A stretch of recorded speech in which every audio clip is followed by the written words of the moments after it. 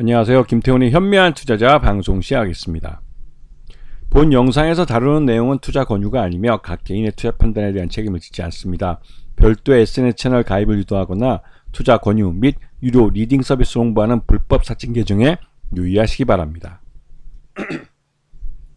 네, 오늘은 이 아스팔트 플랜트나 콘크리트 플랜트 같은 것들을 이제 주로 만들고 있는 이 스페코라는 회사에 대해서 좀 말씀을 드리겠습니다. 이 말씀을 먼저 이렇게 드리는 것은 스페코 하면 일반적으로 투자자들은 이 방위사업체로 인식하는 부분들이 많습니다.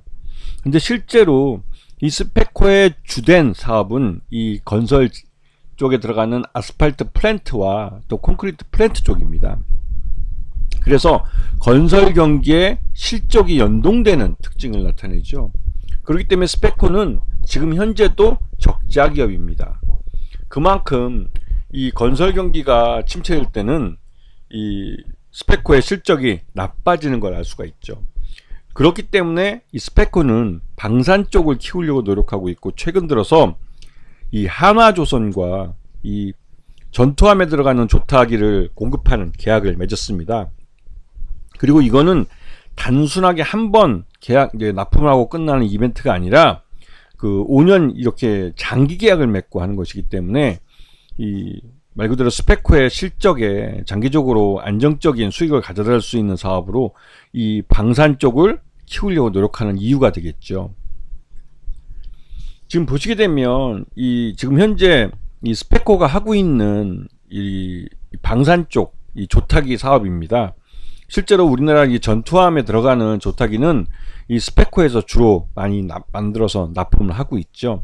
그만큼 이 안정성, 전투함에 들어가는 극한 상황에서도 제 역할을 해줄 수 있는 그런 품질과 안정성을 이미 확보하고 신뢰성을 갖고 있는 회사이기 때문에 국내 방산에서 이 방산의 이제 구매 쪽에 들어갈 수 있는 것은 나름대로 이 인맥도 있어야겠지만 그 실력도 인정받고 있는 회사라고 할 수가 있는 것이죠.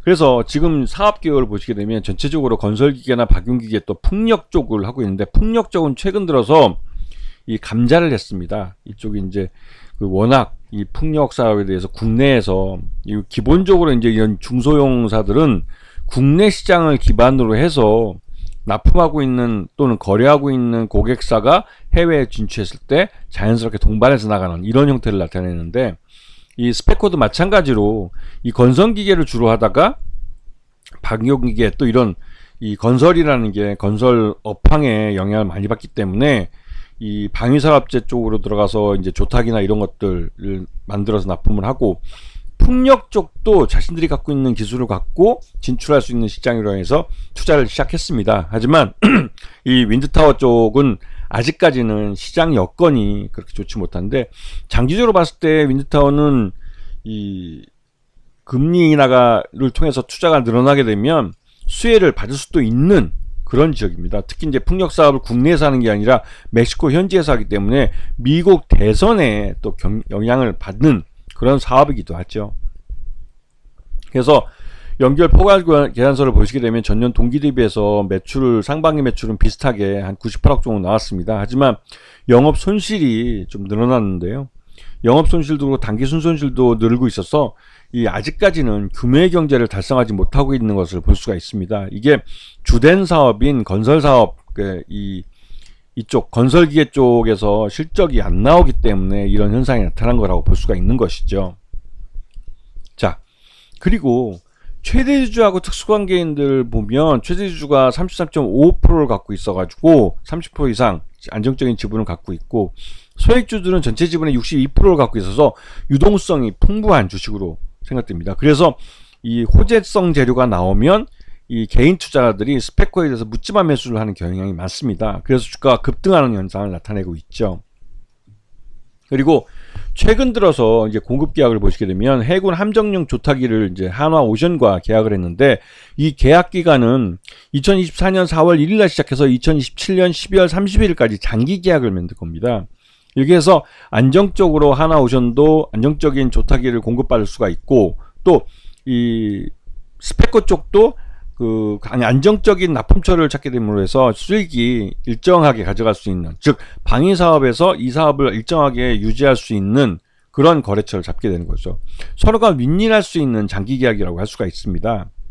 그리고 요번에 이제 아스팔트 믹싱 플랜트 이제 수주를 했는데 여기서 40억 정도 했습니다. 이게 이제 대주건영하고 한 건데, 이거 같은 경우는 3월 19일 날 계약을 하고 그때부터 시작을 해서 11월 30일 날 계약이 끝나는 거기 때문에 요번 3분기에 이게 이제 기표가 되는 겁니다. 4분기 때 기표가 되는 거고, 실제로 12월 30일 전에 이 잔금이 들어올 수가 있습니다.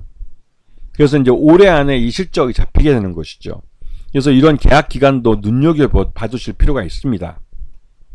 그래서 최근 들어서 중동 정세가 불안하게 움직이면서 이 방산주들이 한꺼번에 급등하거나 이런 양상을 보이는데요. 이 스페코 같은 경우도 전형적인 5,000원에서 3,000원의 박스권 양상을 나타내고 있습니다.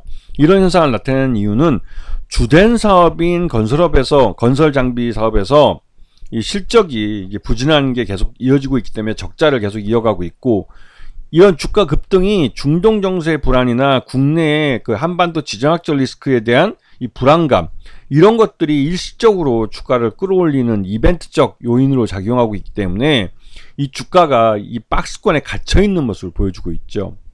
그래서 죄송합니다. 이 스페코 같은 경우는 전형적인 테마주라고 얘기를 하는데요. 이 빅텍과 스페코 또 휴니드 이 세 종목은 지정학적 리스크가 강화돼서 이 방산주에 대해서 관심이 많아지면 개인 투자자들이 일단은 묻지도 따지지도 않고 그 묻지마 매수를 하는 그런 종목이 되고 있습니다. 그래서 지금 보시게 되면 여기 장대 양봉이 빨간색으로 이렇게 나타나는 현상을 볼 수가 있는데요. 전반적으로 이런 지정학적 리스크가 국내뿐만 아니라 중동이든 러시아와 우크라이나 전쟁이든 이런 것들이 발생하면 개인 투자자들이 그러한 뉴스를 접할 때 그냥 묻지마로 매수하는 종목이라고 생각하시면 좀 이해가 빠르실 겁니다. 그만큼 스페코나 빅텍이나 또 휴니드라는 이 세 종목은 방산주로서 개인 투자자들에게 그 학습 효과가 되어 있는 종목입니다. 그런 학습 효과가 되어 있기 때문에 개인 투자자들이 이런 지정학적 리스크가 심화되는 그런 뉴스들이 나왔을 때 그냥 묻지마로 매수하는 거죠. 특히나 이 지금 장이 나쁠 때 이런 지정학적 리스크가 발생하면 더더욱 개인 투자자들은 이런 종목에 몰려가는 경향이 있습니다. 이게 이제 학습 효과라고 뭉뚱그려서 설명을 드리지만, 이런 장대 양봉이 변동성도 크고 또 그렇기 때문에 단타를 치는 개인 투자자들도 많이 달려들기 때문에 이런 종목이 이런 이벤트가 나왔을 때 묻지마 매수의 대상이 돼서 단기간에 단 하루 동안 뭐 10% 20% 많을 때는 상한가가 있어가지고 29% 30%의 수익을 가져주기 하기 때문에 이런 종목은 전형적인 이 전쟁 테마주라고 불릴 수도 있고, 또 그러한 것에 단기적으로 급등락을 하기 때문에 이러한 급등을 보고 뒤늦게 쫓아가서 잡은 개인 투자들은 대부분 다 이런 데서 잡게 되는데, 여기서 물려서 마음고생하다가 결국 여기서 손절매를 쳐버리죠. 그리고 손절매를 치면 또 이런 뭐 전쟁 관련된 이런 지정학적 뉴스가 나오면 또 이런 차트가 나옵니다.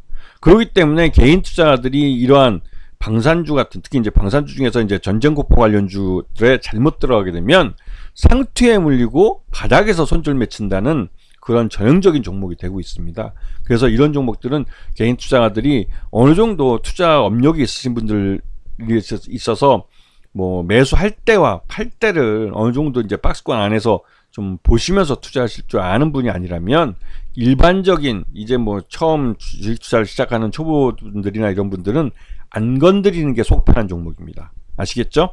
자, 오늘 방송 여기서 마치겠습니다. 감사합니다.